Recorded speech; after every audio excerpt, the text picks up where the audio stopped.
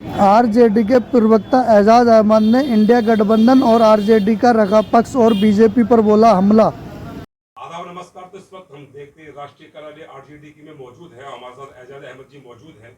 क्या कहेंगे सर, इस बार वापस से 2025 का जो समर हम देख रहे हैं और पार्टियों ने भी कमर कस ली है, क्या कहेंगे सर? वो नीतीश कुमार हमने 20 साल बहुत जो है बहुत विकास किया है और जिनकी सरकार है, लेकिन हम देखते हैं कि पैनल भी है, बहुत सारी चीजें। क्या कहेंगे तो विस्तार से हमारे देखिए, बताइए सर।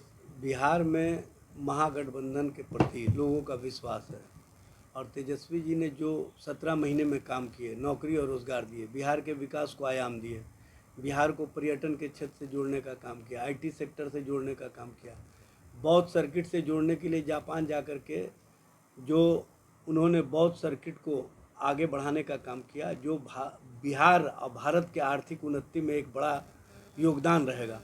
और जिस तरह से तेजस्वी जी ने काम किया था नौजवानों को और नौजवानों के चेहरा पर जो मुस्कुराहट लाया था, सबसे पहले तो मैं आपको बता देना चाहता हूँ, जिस दिन नौकरी और रोज़गार नौजवानों को मिला उसी दिन से शहनाई बजना शुरू हो गया।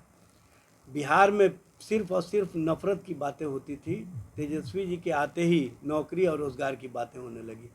इतना ही नहीं, 2024 के लोकसभा चुनाव में भी तेजस्वी जी ने जो बिहार से नैरेटिव सेट किया नौकरी और रोज़गार का, वो स्पष्ट रूप से देखने को मिला। प्रधानमंत्री नरेंद्र मोदी से भी लोग सवाल करने लगे कि आपने वादा किया था हर साल 2 करोड़ नौकरी और रोज़गार देंगे, 11 साल हो गए, 22 करोड़ नौकरी रोज़गार मिलना चाहिए, आपने सिर्फ 8.5 लाख पूरे भारतवर्ष में नौकरी दिया, जबकि तेजस्वी जी ने 5.5 लाख के करीब नौकरियां दी।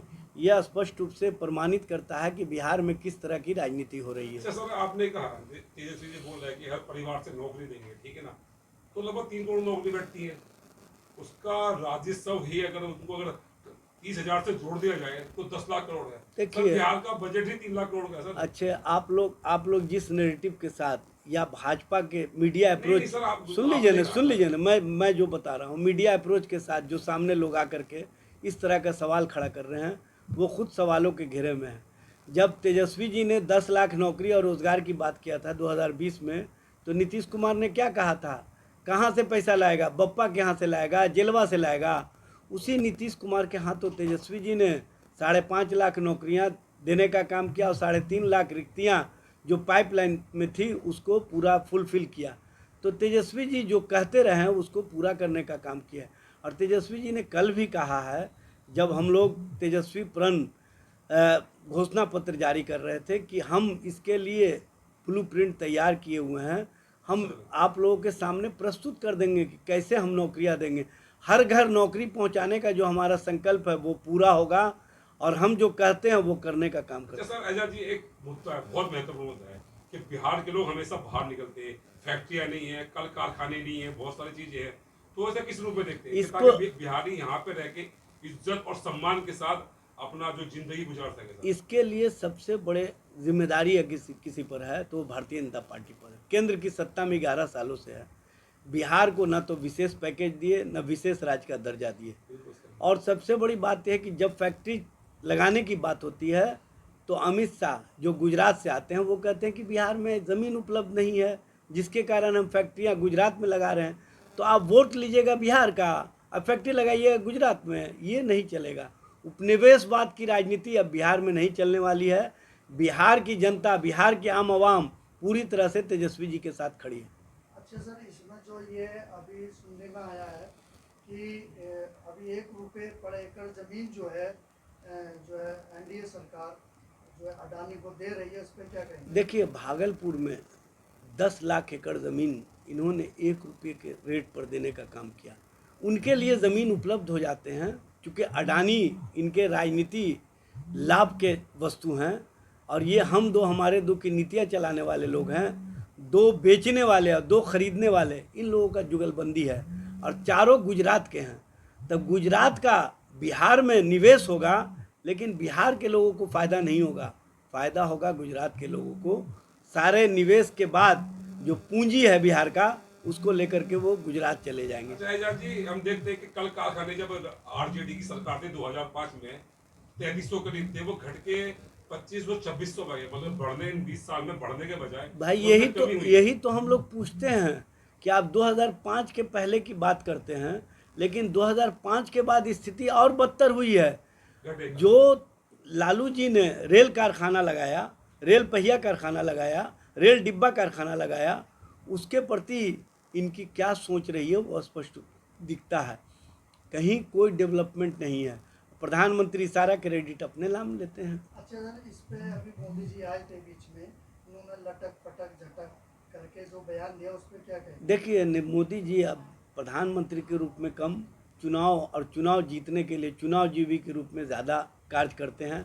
और जहाँ जहाँ चुनाव होता है वहाँ पर मोदी जी का चेहरा चमक जाता है कि भाषण करने का मौका मिलेगा और हम अमर्यादित भाषा बोल करके बिहार और बिहार के लोगों को कहीं ना कहीं बरगलाने का काम करेंगे। वो समय एक मिनट, वो समय जैसे बात बॉर्डर में साबुद्दीन से मरहूम वो तो दुनिया से चले गए। बहुत से लोग उन्हें लेजेंड भी कहते हैं, उन्हें कहते हैं कि हमारे भगवान के रूप में थे, बहुत काम किया। लेकिन उनके जो बेटे ओसामा का जो रघुपुर से टिकट दिया गया, वो कह रहे हैं वो जो क्या है, बार बार कहते हैं कि साहब वो तो अपराधी से है। अच्छा, ये मैं पूछना चाहता हूँ, ओसामा साहब के बारे में कितना जानते हैं अमित शाह? ओसामा साहब लंदन में बैरिस्टर की पढ़ाई करके आए हैं और सब भाई सुन लीजिए ना, सबसे पहले तो वो बैरिस्टर की पढ़ाई करके आए हैं। अब बैरिस्टर शायद अमित शाह जी के पूरे ख़ानदान में कोई नहीं होगा।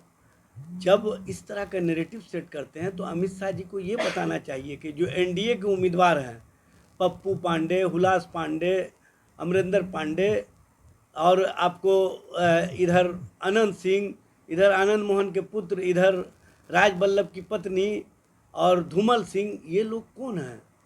ये लोग तो नोटेरियस हैं।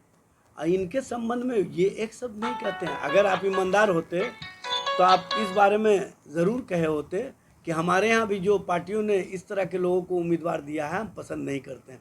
लेकिन आपका सब कुछ बेहतर और हमारा जो कुछ नहीं है उसको आप बदतर बता करके नैरेटिव जो सेट करना चाहते हैं, एजेंडे की राजनीति करना चाहते हैं, वो एजेंडे की राजनीति बिहार में नहीं चलेगी। बहुत चला के मुस्लिम मुख्यमंत्री होगा बीजेपी, जबकि बीजेपी ने कहा कि हम तो नहीं बनाएंगे, किसी को भी ना टिकट देंगे, लेकिन एक नेगेटिव से चला के मुख्यमंत्री को नहीं, मुस्लिम मुख्यमंत्री को।